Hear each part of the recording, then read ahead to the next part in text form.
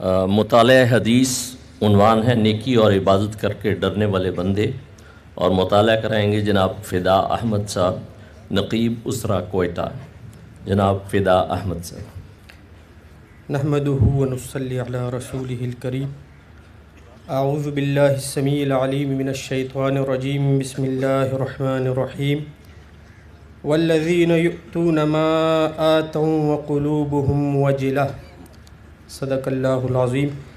رب اشرح لی صدری ویسر لی امری واحلل عقدۃ من لسانی یفقہوا قولی، سبحانک لا علم لنا الا ما علمتنا انک انت العلیم الحکیم۔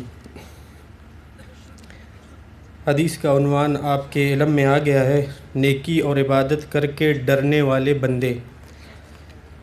سیدہ عائشہ صدیقہ رضی اللہ عنہ فرماتی ہیں کہ سألت رسول اللہ صلی اللہ علیہ وسلم عن هذه الآیہ، کہ میں نے اللہ کے رسول صلی اللہ علیہ وسلم سے اس آیت کے متعلق دریافت کیا جو سورہ مومنون کی آیت نمبر 60 ہے۔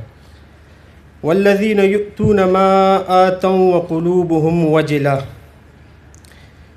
کہ اور وہ لوگ کہ جو دیتے ہیں جو کچھ کے دیتے ہیں اور ان کے دل ترساں رہتے ہیں۔ فرماتی ہیں کہ میں نے اللہ کے رسول سے کہا کہ اے اللہ کے رسول، انہم الذین یشربون الخمر ویسرقون، کیا اس آیت سے وہ لوگ مراد ہیں جو شراب پیتے ہیں اور چوری کرتے ہیں؟ اللہ کے رسول صلی اللہ علیہ وسلم نے ارشاد فرمایا، لا یا بنت الصدیق، نہیں اے میرے صدیق کی بیٹی، ولیکنہم الذین یصومون ویصلون ویتصدقون وہم یخافون الا یقبل منہم، نہیں بلکہ اس سے تو وہ لوگ مراد ہیں جو نمازیں بھی پڑھتے ہیں، روزے بھی رکھتے ہیں اور صدقات بھی کرتے ہیں، اس کے باوجود اللہ سے ڈرتے رہتے ہیں کہ جانے یہ اعمال قبول ہوں یا نہ ہوں۔ اور آخر میں فرمایا کہ اولئک الذین یسارعون فی الخیرات، یہ وہ لوگ ہیں جو نیکیوں کی طرف سبقت کرنے والے ہیں، نیکیوں کی طرف لپکنے والے ہیں، دوڑنے والے ہیں۔ اب اس حدیث سے دو باتیں سامنے آتی ہیں، اور یہ دونوں باتیں پنچ پوائنٹ کے طور پر آپ نوٹ کر لیں۔ پہلی بات تو یہ ہے کہ اس حدیث میں اللہ کے رسول صلی اللہ علیہ وسلم نے یہ جو آیت مبارکہ ہے والذین یؤتون ما آتوا وقلوبهم وجلہ کا تذکرہ آیا ہے، یہ سورہ مومنون کے 4 رکوع میں آیا ہے، اور یہاں پر ان لوگوں کے اوصاف بیان کیے گئے ہیں جو نیکی کی طرف سبقت کرتے ہیں۔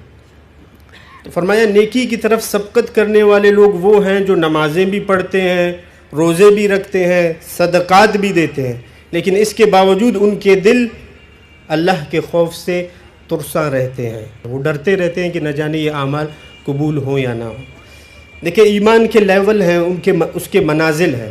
ایک منزل تو یہ ہے کہ انسان اپنا تزکیہ کرتا رہے، اپنے ظاہر اور باطن کی پاکی کی فکر میں لگا رہے۔ اس سے ذرا اوپر کی منزل کیا ہے کہ اپنی ظاہر اور باطن کی پاکی کے ساتھ ساتھ دوسروں کے بھی ظاہر اور باطن کے پاکی کی فکر میں لگے۔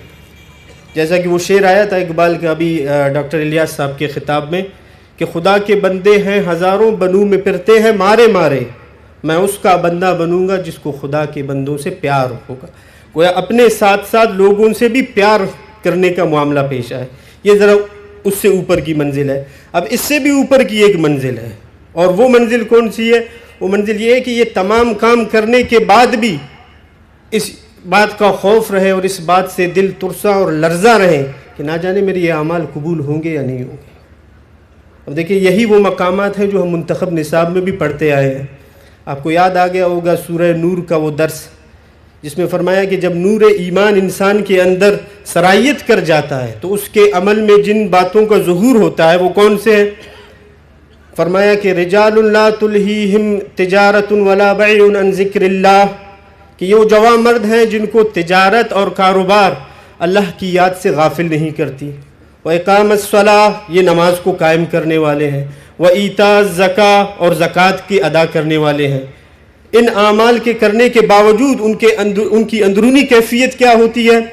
يَخَافُونَ يَوْمًا تَتَقَلَّبُ فِيهِ الْقُلُوبُ وَالْأَبْصَارُ، کہ وہ اس دن سے ڈرتے رہتے ہیں جس دن دل اور آنکھیں الٹ دی جائیں گی، پھیر دی جائیں گی۔ وہ یہ ہائیسٹ لیول ہے۔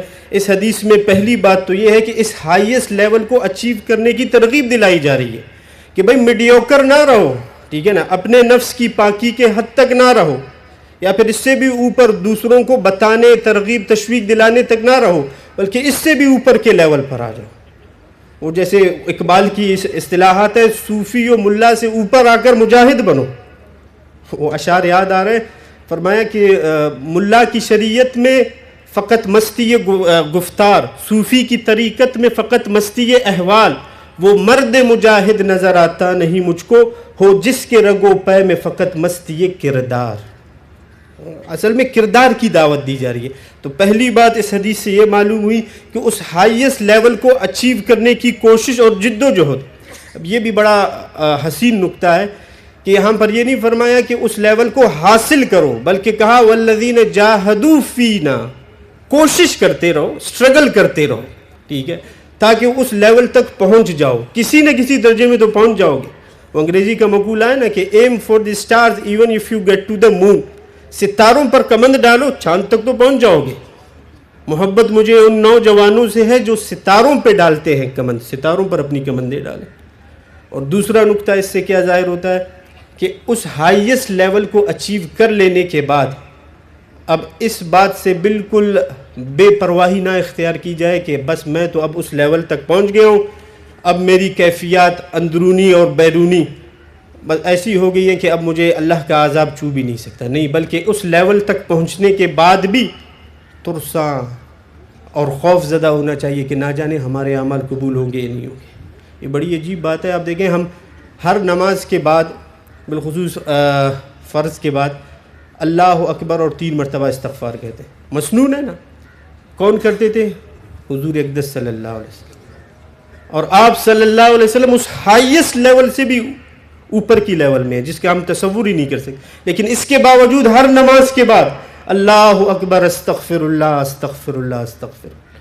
بلکہ ایک حدیث میں تو حضور فرماتے ہیں کہ اے لوگوں استغفار کرو، میں دن میں 70 مرتبہ استغفار کرتا ہوں، اور ایک روایت میں 100 مرتبہ استغفار کرتا ہوں۔ اور یہی حالت ہمارے اسلاف کی بھی تھی۔ حضرت ابو بکر صدیق رضی اللہ عنہ، خلیفۃ الرسول، جن کے متعلق حضور فرماتے ہیں میرے اوپر جتنے بھی لوگوں نے احسان کیے میں نے سب کے احسان چکا دیے سوائے ابو بکر کے، لیکن ان کی اندرونی کیفیت کیا تھی؟ کاش میں کوئی تنکا ہوتا، کاش مجھے اللہ کوئی پتا بناتا جسے کوئی بکری کہا جاتی۔ اسی طرح کا معاملہ تھا حضرت عمر فاروق رضی اللہ عنہ کا، امیر المومنین، 22 لاکھ مربع میل کے تنہا حکمران، جن کے متعلق حضور فرمایا، حضور نے کا یہ ارشاد ہے کہ اگر میرے بعد کوئی نبی ہوتا تو عمر ہوتا، اور ان کی کیفیت کیا ہے کہ اللہ کی قسم اگر برابر سرابر پر بھی چھوٹ جاؤں بڑی غنیمت ہے۔ اور یہی وہ بات تھی جو ہمارے اسلاف کہا کرتے تھے۔ حسن بصری رحمۃ اللہ علیہ کا بڑا پیارا قول کوٹ کیا ہے، اپنے شاگردوں سے مخاطب ہو کر فرماتے تھے کہ تم تو وہ لوگ ہو جو گناہ کر کے بھی نہیں روتے۔ تم کون لوگ ہو؟ وہ لوگ ہو جو گناہ کر کے بھی نہیں روتے، اور صحابہ وہ تھے جو نیکیاں کر کے روتے تھے۔ گویا یہ شہادت گہے الفت میں قدم رکھنا ہے، لوگ آسان سمجھتے ہیں مسلمان۔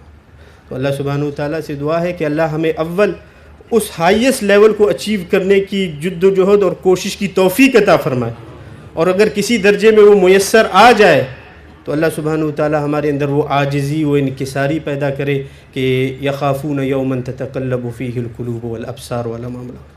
وآخر دعوانا ان الحمد للہ رب العالمین۔